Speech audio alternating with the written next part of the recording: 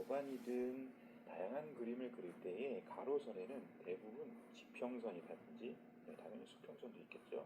산 또는 건물의 스카이라인, 건물 바닥 라인, 도로 라인, 소시점 이런 것들이 가로선에 찍힐 수가 있을 거고요.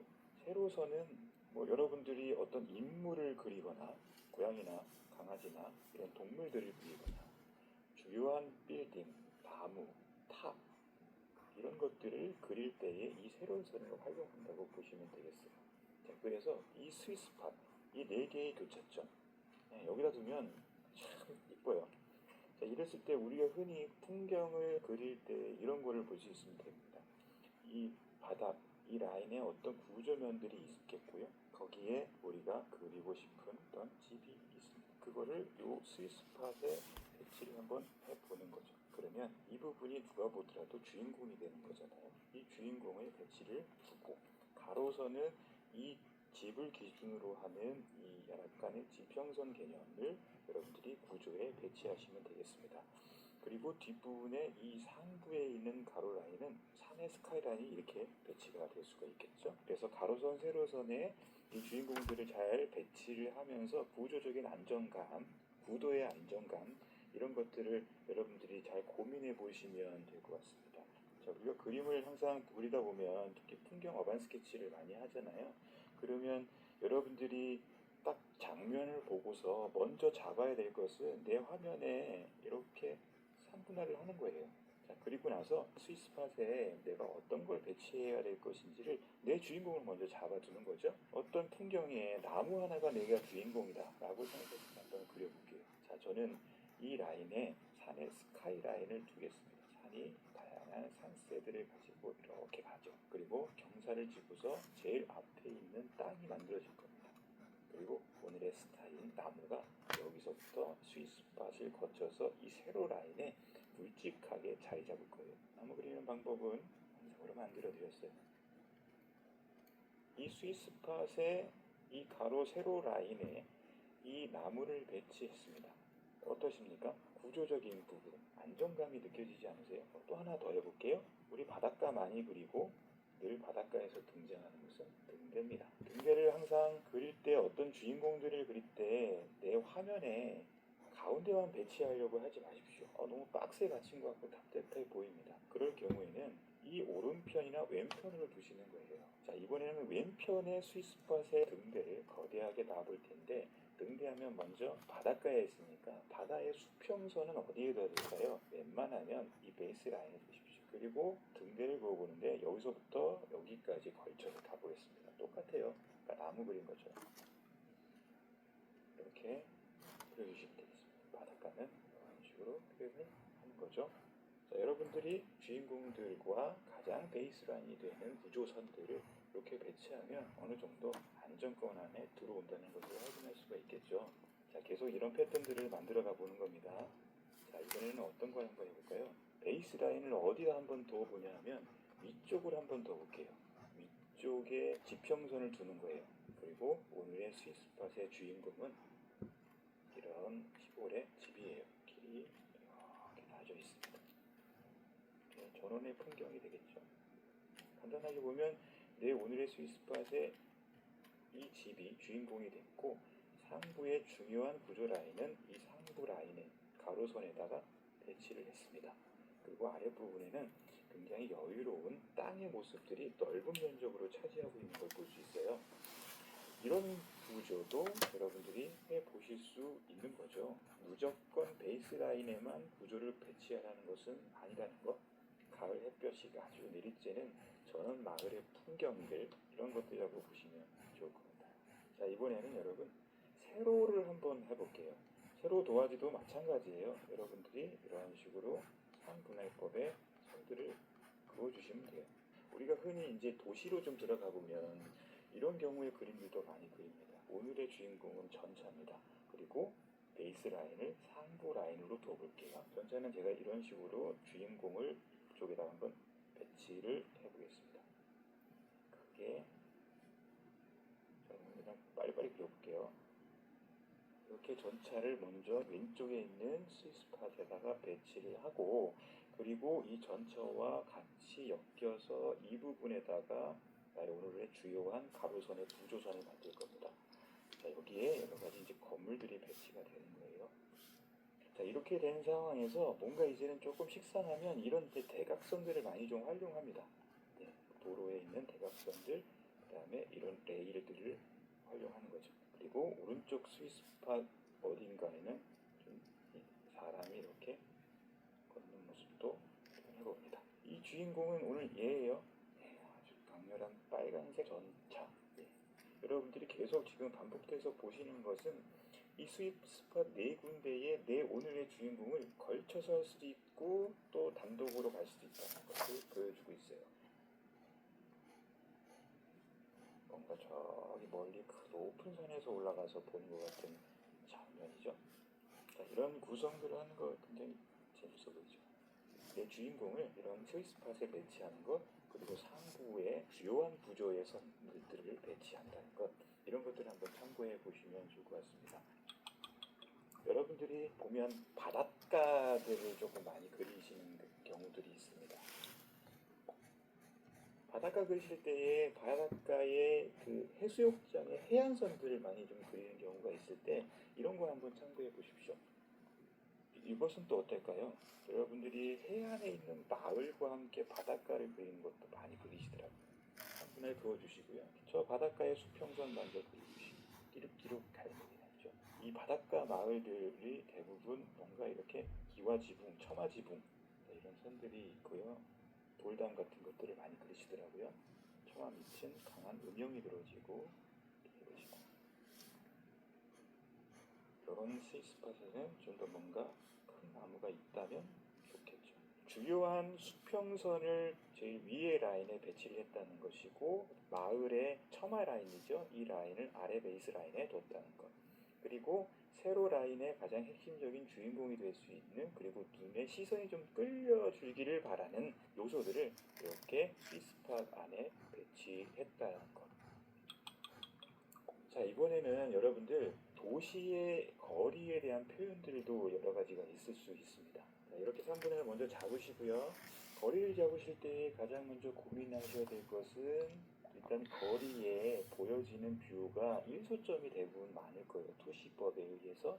그래서 이 투시형 구도를 먼저 생각해 주시는데 그 투시형 구도의 가장 베이스 라인이 되는 이 아래 라인 부분에 대부분의 일소점 소실점을 잡으시면 좋다라는 거예요. 소점을 여기다 찍고요. 이 소점에 있는 배열들을 한번 해볼게요. 건물들이 이렇게 배열이 되어 있습니다. 오른쪽에는 아주 주요한 오늘의 장면의 스타가 하나 좀 있으면 좋겠죠. 오래된 건물 한번 해보겠습니다. 자, 그래서 지금 포인트가 될 수 있는 것이 무엇이냐면 여기에 주인공을 하나 놓고요. 오른쪽에 가로등의 배치 그리고 주요한 건물 이렇게 배치를 한 부분들이 있습니다. 아래 라인 이 베이스 라인 이 부분에 호실점을 하나 배치를 했고요. 그 배치된 곳에 기본 산을 잡고서 갔더니 굉장히 안정적입니다. 거기에 이제 이런 소실점으로 향하는 선들이 아주 다이나믹하게 가니까 있어 보이는 그림들이 나오게 되는 것이죠. 이런 식으로 배치를 해보자는 겁니다. 약간 언밸런스하게 구도를 잡아보자는 거예요. 도로를 그릴 때 가장 재밌는 게요. 누구나 그려도 다 있어 보여요. 왜냐하면 이 가로에 대한 배치를 기본으로 한 상태에서 도로는 어쩔 수 없이 소실점에 투시가 생기다 보니 대각선에 강력한 선들이 생깁니다. 이 대각선이 그림을 지루하지 않게 만들어주는 게 있어요. 이번에는 사람, 동물 이런 스타들을 배치하는 방법들을 한번 고민해 보겠습니다. 자, 이렇게 스위스팟의 이 세로 라인에 오늘의 주인공을 배치를 한번 해본 거예요. 반려동물 한번 봐보시죠. 인물, 동물을 그릴 때는 뭔가 좀 더 덩어리감 있게 확 앞으로 올 수 있도록 해서 표현하는 것이 굉장히 더 좋습니다. 차에 올라타 있는 강아지입니다. 이 스위스팟에 맞췄습니다. 그 다음에 아랫부분에 어딘가에는 저기 멀리 보이는 어떤 건물들. 자, 자동차는 이렇게 한번 그려볼게요. 자동차를 좀 아랫부분에 더 내리는 겁니다. 그래서 오히려 이 정도로 바퀴 라인이 만들어지게 하고 자동차의 핵심적인 무게감이 있는 곳을 이 스위스팟에 만들어주는 거예요. 그래서 이런 자동차를 한번 그려볼 겁니다. 이렇게 보면 재미없잖아요. 그러니까 이 라인에 지금 무게중심이 가 있으니까 웬만하면 이 라인에 모든 것들을 한번 배치해 보시죠. 자, 오늘 스팟 여기에는 아주 오늘 내가 그리고 싶은, 작정하고 그리고 싶은 창문이 있습니다. 자, 이렇게 자동차를 나의 주인공을 한번 만들어 봤습니다. 네, 이런 경우들도 있겠죠. 자, 보십시오. 자, 이런 배치가 있을 수 있겠습니다. 쭉 뭐 있는 대로 한번 그려보죠. 여러분들이 도움이 될 만한 것이라면 쭉 보겠습니다. 자, 이렇게 배치, 이런 것도 있을 수 있겠죠. 이런 배치가 있을 수 있겠습니다. 마지막으로요, 사실 구두는 깨질 때 고수의 향기가 풍기는 거거든요. 이러면 이제 재미없으니까 각 한 사선으로 테이블 꽂이겠습니다. 카페 앉아가지고 이런 배치를 한번 해보시라는 거예요. 아우라가 느껴지는 거죠. 이렇게 한번 깨보는 것도 한번 그려본 겁니다. 그동안 우러러봤던 그림 고수들의 그림을 한번 찾아보세요. 그리고 그 그림들을 보고 눈으로 3분할선을 그려보십시오. 대부분 이 구도 안에 있을 겁니다. 진짜로. 여러분도 그림의 고수가 될 수 있습니다. 네, 오늘도 긴 시간 시청해주셔서 감사합니다. 또 봐요.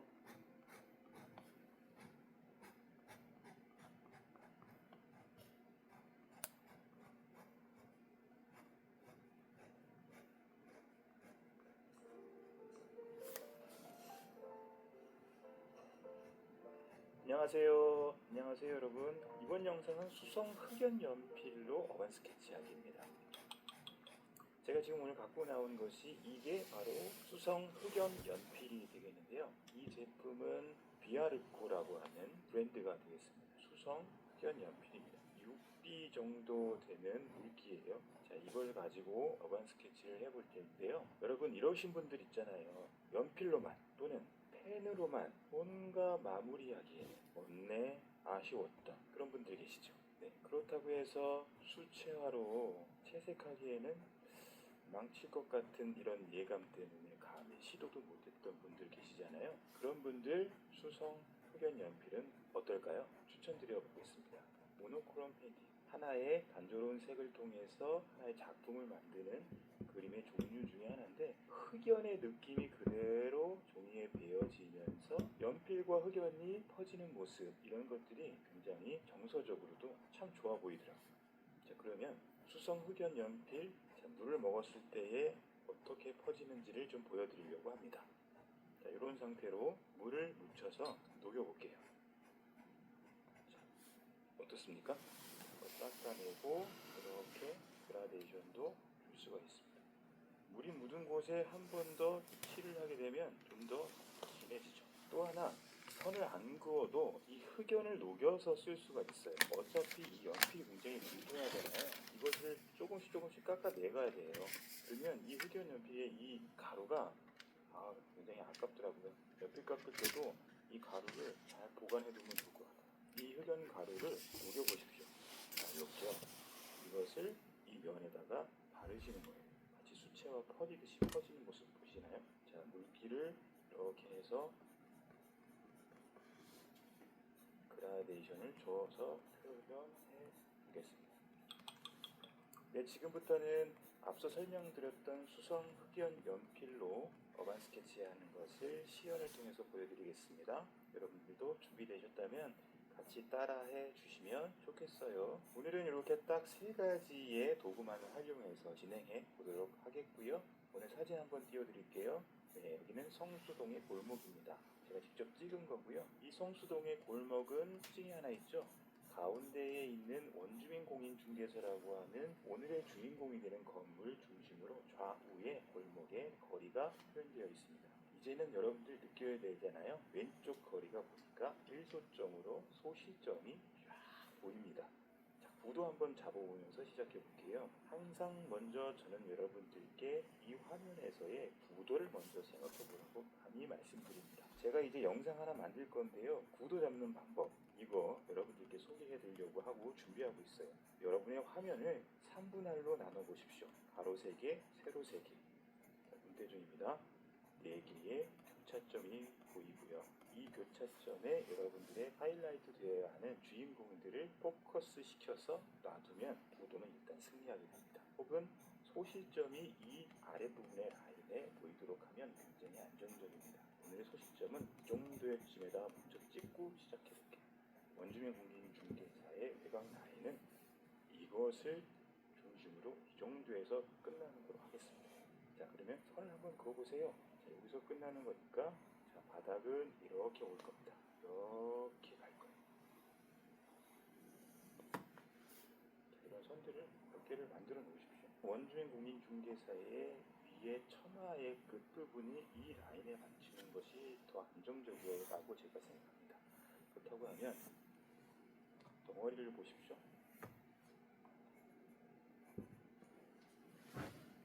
이 정도 어느 덩어리 가물로 끝날 겁니다. 그 다음에 뒤쪽에 보이는 벽돌 건물인데요. 이곳의 그림도 한번 따보겠습니다. 이 정도, 그 다음에 투시, 소실점 향하고요. 왼쪽 전체는 아주 작게 이렇게 나머지 것들의 덩어리, 저 멀면 멀수록 여러분들은 점점 이것을 신경 쓰지 마십시오. 자, 이렇게 한번 덩어리감만 만들어 놓는 거예요. 이게 무슨 그림이야? 자, 세부적으로 디테일이 들어갈 겁니다. 자, 이제는 수석 흑연 연필로 디테일하게 한번 그려보도록 하겠습니다. 크게 선만 하면서 갈게요. 시간을 많이 좀 줄여보겠습니다. 여러분들이 보시기에도 편안하게 보실 수 있도록 한번 해보겠습니다. 우리의 눈에 가장 가까운 쪽에 있는 것들은 당연히 조금 더 굵은 선으로 진하게 그어주십시오. 나중에 붓에 물을 묻혀서 이것을 번지게 하는 것은 굉장히 보조적인 거예요. 그게 메인이 될 수는 없으니까 펜드로잉 단계에서 여러분들이 최대한 완성품을 만든다고 생각하시면서 그려주시면 더 좋을 것 같아요. 그거를 염두에 두고 했다가는 나중에 사실 그게 완벽한 채색의 도구는 아니잖아요. 이렇게 내가 해칭을 해 놓는 거는 여기에 물이 닿기만 하면 굉장히 진해지겠죠. 그거를 고려했습니다. 지금 보니까 얼추요. 얼추 원주민 공인중개사 이 건물은 조금 완성이 돼가고 있습니다. 자, 여러분들 이렇게 스케치할 때는 선 긋기를 조금 생각을 하시면서 우리가 공부했었잖아요. 이런 것들 고민하시고 머릿속에 기억하시면서 이렇게 선긋기를 해주실 때 우리 한번 그리는 것들을 보십시오. 어떻게 선긋기를 하고 있는지. 저 멀리 갈수록 여러분들의 선의 굵기를 약하게 해주시는 거예요. 왜냐하면 나한테는 별로 중요하진 않습니다만 이게 있어야 되니까 중요하진 않아요. 얘네들은 그냥 뭔가가 있어요 하고 퉁퉁 던지는 이미지로 그려주십시오. 자동차가 하나 있어요. 자, 이렇게 그려주시고 어두운 것들이 쭉 있어요. 무엇인지는 몰라요. 그냥 쓱쓱 해서 그어만 주시면 됩니다.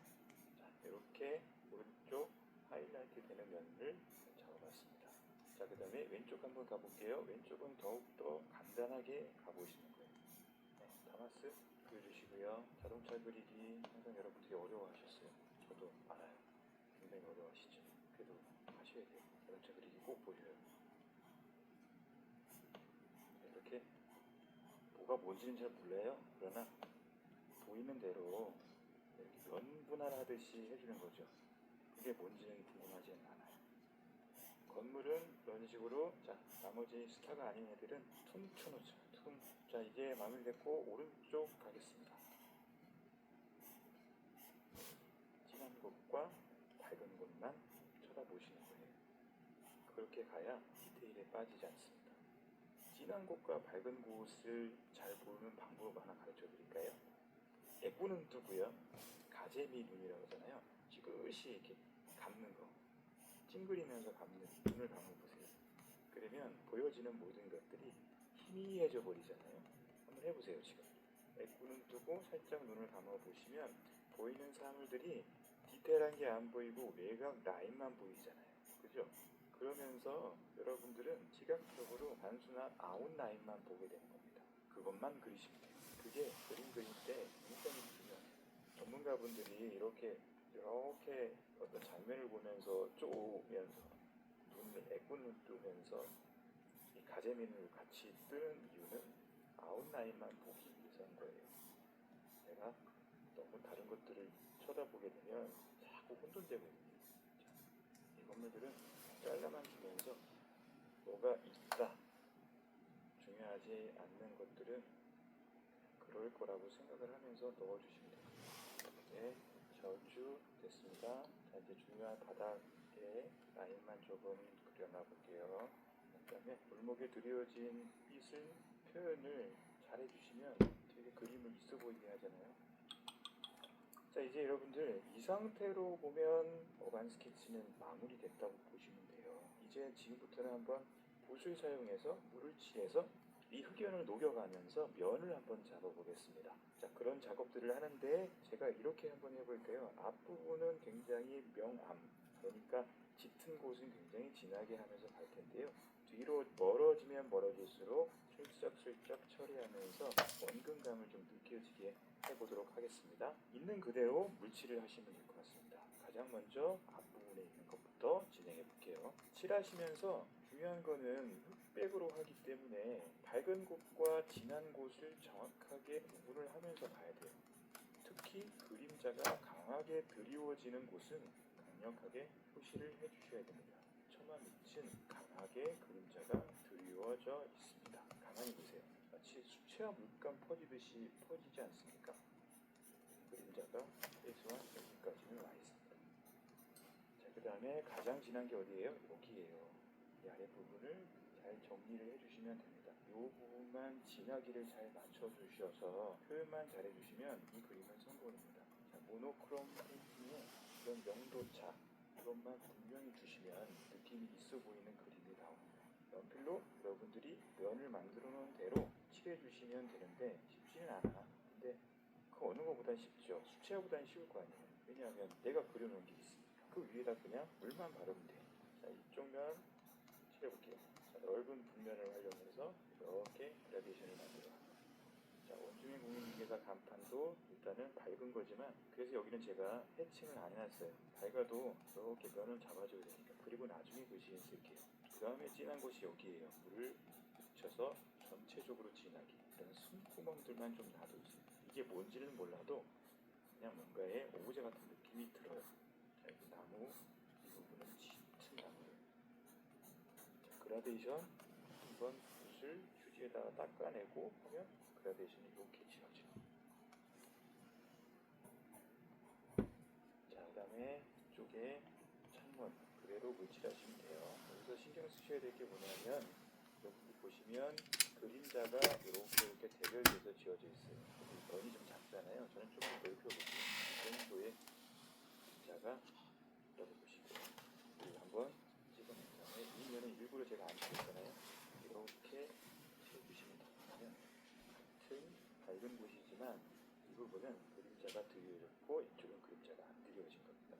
뒤에 건물은 굉장히 진한 곳이 이쪽 면입니다. 이쪽 면을 쭉 제가 이미 쳐놓은 해칭을 그대로 녹인다고 생각해 보십시오. 그래도 이쪽은 밝지만 여기도 좀 진해야 돼요. 여기들은 자, 멀어지면 멀어질수록 면은 더 윤하고 깨끗하게 해주겠습니다. 아까도 얘기했잖아요. 흙과 백만 구분해준다. 중요하지 않아. 나한테는 중요하지 않아.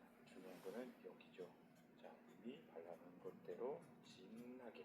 자, 먼 곳은 관심 없이 그냥 슬렁슬렁하게 그리시고 가까운 곳은 조금 신경 써서 흙과 백만 잘 맞춰주시면서 그려주시는 것이 핵심이에요.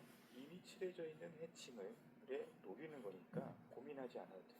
색깔을 뭘 쓸지 고민하지 않아도 돼요. 칠할 때는 이렇게 얼기설기한 느낌을 내겠다 개념으로 칠해주시면 좀 더 큰 도움이 될 겁니다. 지금 여러분들이 어떻게 보시는지 모르겠어요. 저는 굉장히 그리면서 기분이 좋거든요. 왜냐하면 제가 연필 그림을 좋아합니다. 연필의 그 필압이 느껴지는 그 강약이 있잖아요. 그러면서도 연필하면 되게 부드러울 것 같은데 사실은 연필이 되게 거칠거든요.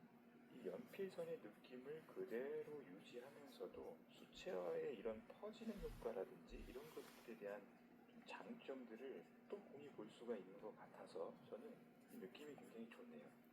저도 수채화 그릴 때는 한 컬러로 그리는 거를 되게 좋아해요. 한 컬러라기보다는 하나의 톤이죠. 어떤 메인색에 여러 가지 색들을 섞어서 쓰기 때문에 톤은 거의 비슷해요.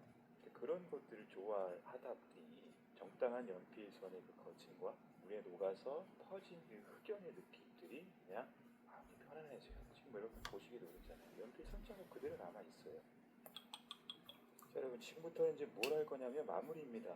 여기서 끝낸다고 해도 그냥 괜찮아 보여요. 그러나 조금 더 저는 흑백을 좀 강력하게 주고 싶습니다. 까만 것을 정말 까매주고 싶어요. 이 갈아놓은 것을 사용해서 물감을 찍듯이 찍어서 진한 곳만 더 발췌해서 가볼게요. 이런 식으로요. 이렇게 물만 가면 잘 녹아요. 더 진해야 될 곳이 어디냐? 여기라고 저는 생각을 해요. 요거를 진하게 한번 그어주십니다. 이 모노크롬 페인팅 하면 사실은 흑백 사진 있잖아요. 흑백 그림을 그리고 있는 거고요. 흑백 그림을 생각해보면 항상 그런 게 있어요. 컬러를 없애고 흑백으로 바꾼다는 것은 어떤 색깔에 눈에 보이는 것에 크게 영향받지 않고 본질을 좀 보여주고 싶다. 이 그림에, 이 사진에 숨겨놓은 본질이 무엇인지 찾아봐 달라. 이런 요청 같은 생각이 들어요. 제 패션이 어떻게 옷 입기를 좋아하냐면 흑백으로 입는 걸 좋아합니다. 그러니까 까맣거나 하얗거나 하얀 건 없어. 까맣거나 하얗거나 까맣거나 까맣거나 그게 좀 들어가면 회색도 못 들어가요. 미니멀리즘 패션. 좋게 말하면 그렇게 되는 거고요. 어떤 분이 저한테 모나미 볼펜, 모나미 패션이라고 얘기를 또 했습니다. 모나미 볼펜이 위아래가 까맣고 하얗잖아요. 그것과 같이 제가 항상 그렇게 하고 다니니까 모나미 볼펜이라고 모나미 패션이었어요. 저는 좋아요. 미니멀리즘 패션이든 모나미 패션이든 저는 제 본질을 좀 꿰뚫어 보시기를 바랍니다. 색과 화려한 디자인에 감추지 않는 내 본질, 그것이 무엇인지를 좀 알아봤습니다. 한 가지 실험을 해볼까요? 물에 녹였을 때의 이 부분, 녹인 흑연을 지우개로 지워줄까요? 그라데이션을 줘야 할 때 쓱 풀어주면 잡겠죠. 느낌이 살죠. 이런 식으로. 자, 오늘도 시청해주셔서 감사합니다. 또 봐요.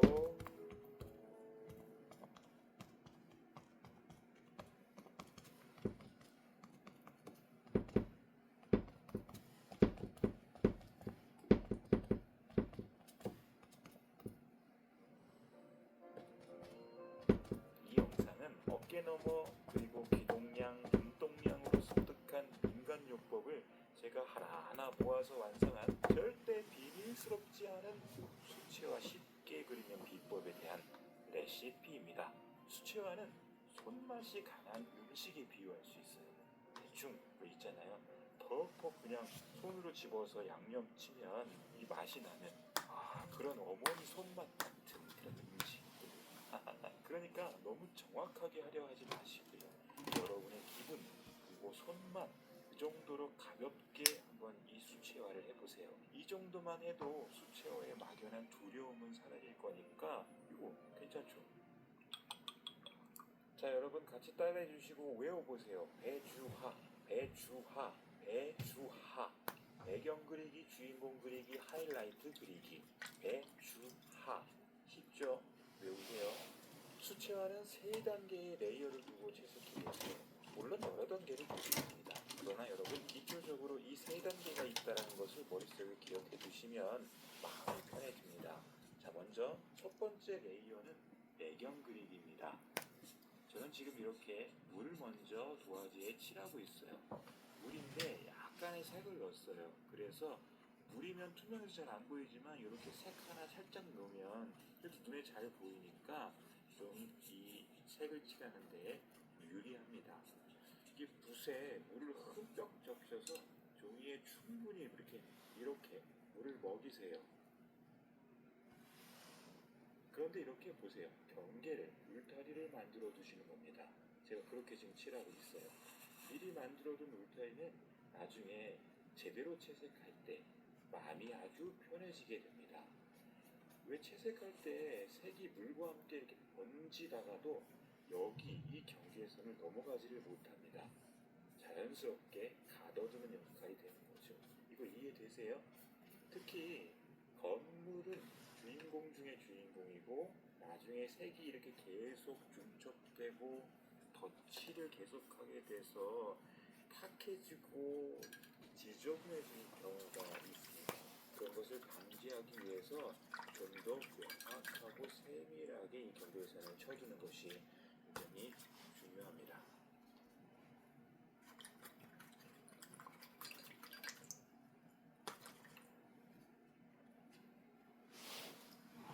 제일 엷은 색으로 이렇게 배경을 칠할 겁니다.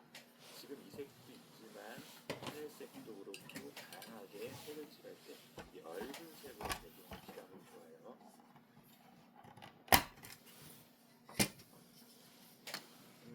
숲을 보면요.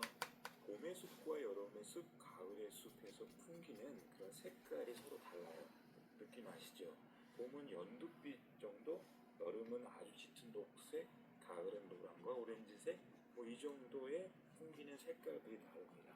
저는 지금 그것을 이 배경 그리기에서 먼저 10개 칠하고 있는 중입니다. 특히 가을의 숲을 그릴 건데 거기에 맞는 이 색깔의 풍기는 아우라를 먼저 이렇게 고유한 빛깔로 배경에서 칠하고 있는 거죠. 이렇게 칠할 때는 뭔가 쨍해 보이지만요. 이 칠이 마르면 지금 보이는 채도나 명도가 거의 반쯤은 희미해지니까 걱정 안 하셔도 돼요. 이거 알아두면 좋아요.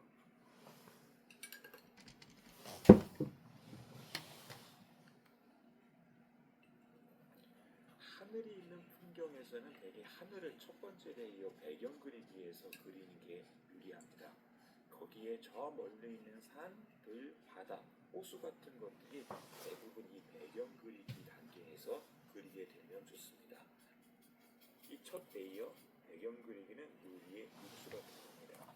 저는 멸치 육수를 좋아해요. 진하고 깊은 그림의 맛이 정말 좋습니다. 이렇게 앞으로 그릴 나무의 색을 10개 배경으로 칠해 놓으면 멸치 육수의 그것처럼 그림의 입체감과 깊이감이 생겨서 아주 멋진 그림이 됩니다. 자, 육수를 완성했어요. 이제 잘 말리셔야 됩니다. 급하면 여러분 헤어드라이어 이것을 사용해도 좋습니다.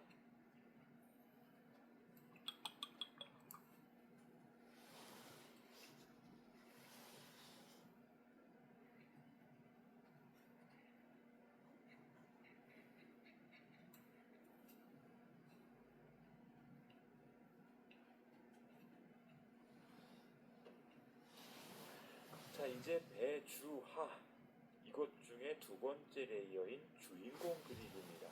이 그림에서 주인공은 다양한 가을 나무와 이 나무에 둘러싸인 집입니다. 잘 우려놓은 육수 베이스 위에 먹기 좋은 재료를 넣어 요리하듯이요. 그릴 각각의 가을 나무를 툭툭 개별적으로 부여 넣어도 육수가 좋아서 잘 어울릴 겁니다. 무슨 소리예요? 보세요 한번. 육수가 좋으면 재료를 무엇을 넣어도 다 맛있어요. 그쵸?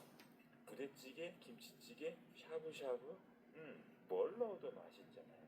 그렇죠? 지난 영상에서 가르쳐드린 가을나무 그리기의 모든 나무를 다시 복습하고 한번 그려보세요. 색도 모양도 너무 고민하지 마시고요. 그냥 툭툭 그린다고 생각하시면서 그리는 거예요. 무심하게 양념 치듯 붓에 물감 묻혀서 한 번에 툭 칠해보세요. 자꾸 이색 저색 섞으려고 하지 말고 물 마르기 전에 그냥 빨리 칠하세요. 명암을 주거나 꾸며주는 색도 무심하게 톡 하고 찍는다는 생각으로 가볍게 칠해주시면 더 좋겠습니다.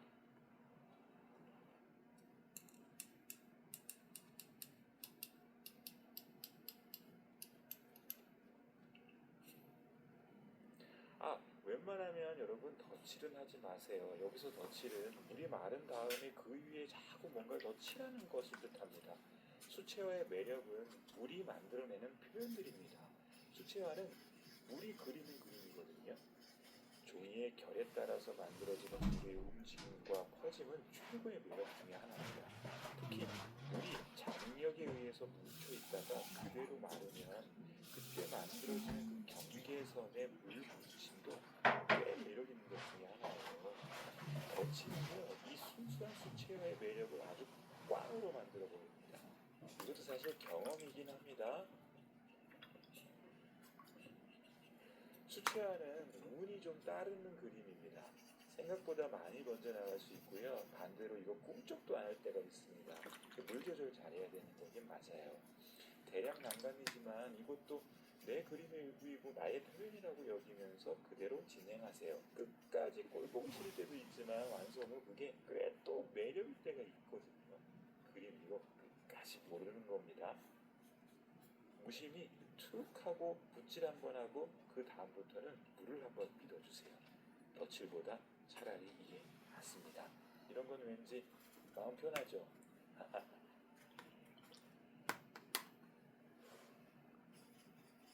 수채화는 물이 그리는 그림입니다. 그래서 물을 잘 다스려야 하죠. 이 채색이 꽤 예민해서 아무 생각 없이 칠하면 으이구 덕지덕지 두꺼비 등딱지가 되는 거거든요. 또 수채화는 아주 가볍게 툭 칠해도 멋지고요.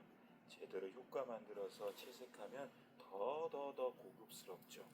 그래서 수채화는 가볍게 칠하면 참 쉬운 그림이에요. 그러니까 어반 스케치에서도 야외에서 많이들 사용하시잖아요.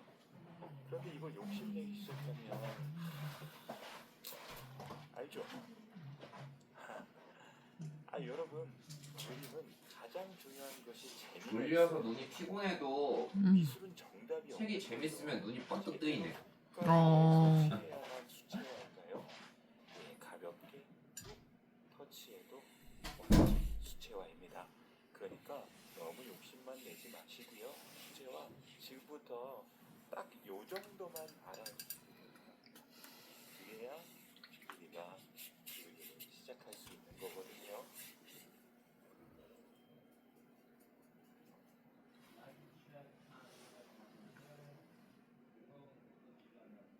집을 그릴 겁니다. 집은 주인공 중에 주인공이죠. 좀 더 선명하게 표현하기 위해서 색을 잘 비워뒀고 그리고 맨 마지막에 칠하고 있는 거예요. 아무래도 주인공은 배경색이나 나무들의 색보다 구분되기 위해서 밝게 마무리하는 게 좋겠습니다. 밝은 색으로 어둡지 않게 또 빛의 방향을 신경 쓰면서 이렇게 칠합니다.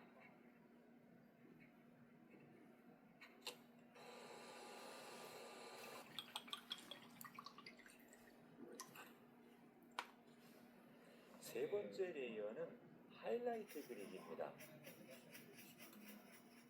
요리의 플레이팅이라고 해야 할까요?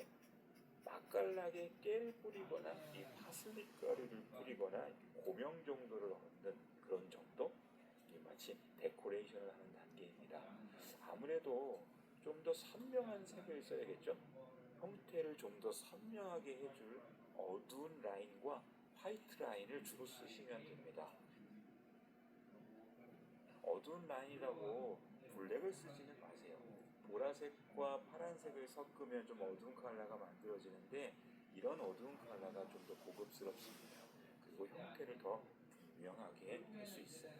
이렇게 아주 가늘다랗게 마치 먹기 좋게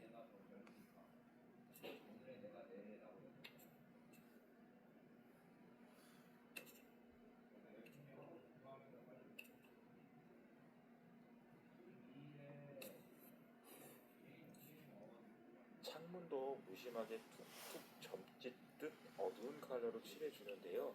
무심한 듯 보이지만 이 창문 중요해요. 이게 집을 가장 집답게 하는 활용점정 역할을 하거든요.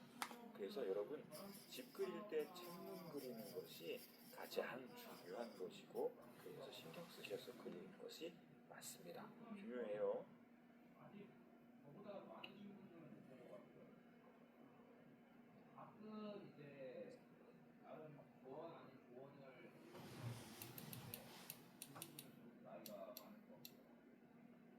가이드라인은 이 젤리 롤 펜을 썼습니다. 시중에서 구입할 수 있겠고요. 만약에 괜찮으시다면 여러분 포스터 컬러나 아크릴 물감 중에 있는 흰색을 붓을 이용해서 라인을 그어 사용해도 좋습니다. 너무 많이 표현해도 너무 지저분해집니다. 모든 게 적당히가 제일 좋죠. 너무 많이 하지 마세요. 한 꼬집 정도 칠해주면 그림이 아주 감칠맛이 납니다. 어때요? 이 정도면 할만하죠? 이렇게 3단계로 툭 던지듯 채색만 해도 우와, 그림이 아주 깊은 맛을 내고 있습니다. 어따 맛있네. 꼭 기억하세요. 3개의 레이어로 그리는 수채화 채색법, 배경 주인공 하이라이트 그리기, 배주화, 배주화, 배주화. 이걸 지금부터 활용해보는 사람이 혼자입니다.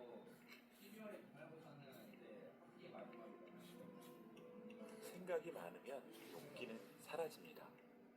이 색을 칠할까 저 색을 칠할까 팔레트 위에서 색을 조합하느라 고민만 하다가 정작 내 뭉치 두 가지에 가까이 가는데 시간만 보냅니다. 겁도 나죠. 열심히 밑그림 라인 드로잉 했는데 이거 아니면 어떡하지? 여러분 그냥 칠해도 생각보다 별일 안 일어납니다. 색에 예민하실 필요 없어요. 대충 비슷한 색 만들어지면 칠하십시오. 그 칠한 색은 언젠가는 나만의 고유의 그림색이 될 수 있습니다. 감사합니다. 또 봐요.